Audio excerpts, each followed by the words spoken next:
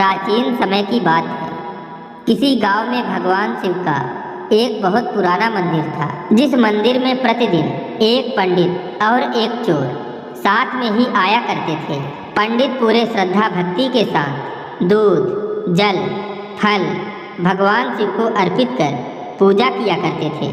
पंडित मंदिर में भगवान शिव के सामने बैठकर कई घंटों तक ध्यान और मंत्रों का जाप किया करते।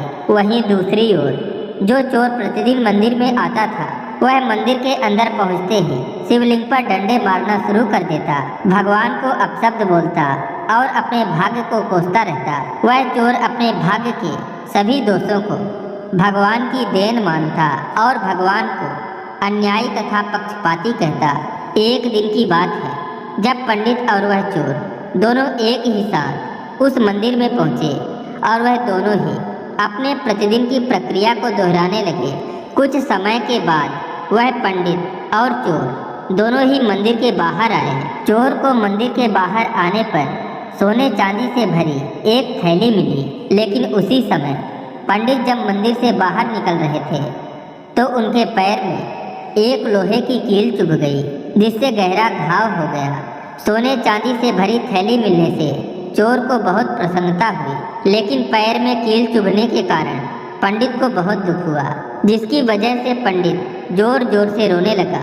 उसी समय भगवान शिव पंडित के सामने प्रकट होते हैं और कहते हैं, हे पंडित, आज तुम्हारे साथ बहुत बड़ी घटना अर्थात अनहोनी होने वाली थी, परंतु तुमने अच्छे कर्म करके, पूजा पाठ करके उसी बड़ी दुर्घटना को एक छोटे से घाव के रूप में बदल दिए।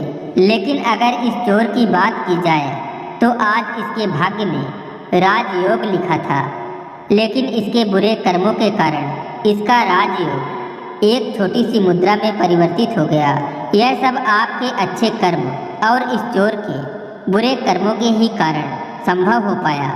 अगर देखा जाए तो अपने भाग्य का निर्माता मनुष्य स्वयं ही होता है। अगर कोई अच्छा कर्म करता है तो परिणाम स्वरूप उसे अच्छे भाग्य की प्राप्ति होती है, लेकिन जो बुरे कर्म करेगा वह केवल दुर्भाग्य का पात्र बनेगा। प्रत्येक कर्म के प्रतिक्रिया स्वरूप उसे अच्छा या बुरा फल प्राप्त होता ही है, लेकिन उस प्रतिक्रिया से बचने के लिए उपाय भी मालूम होना चाहिए।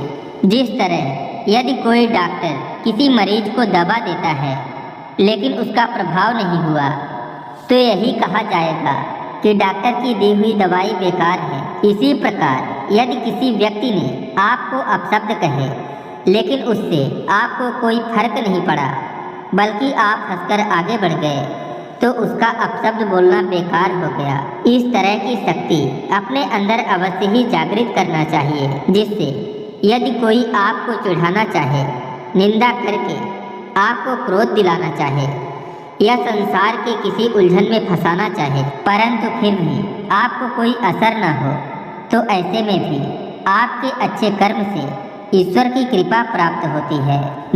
दोस्तों, यह तो आप भी जानते ही हैं कि मनुष्य के द्वारा किए जाने वाले कर्म उनका पीछा कभी नहीं छोड़ते। मनुष्य की सद्गति, दुर्गति, सुख दुख और यहाँ तक कि उनका अगला जन्म भी उनके कर्मों के ही आधार पर निर्धारित होता है। कुछ लोग अपनी हाथ की रेखाओं पर भरोसा करते हैं, परंतु यह भी सत्य है कि हाथ की रेखाएं प्रतिदिन बदलती रहती हैं और ऐसा होना आपके कर्मों पर ही निर्भर होता है।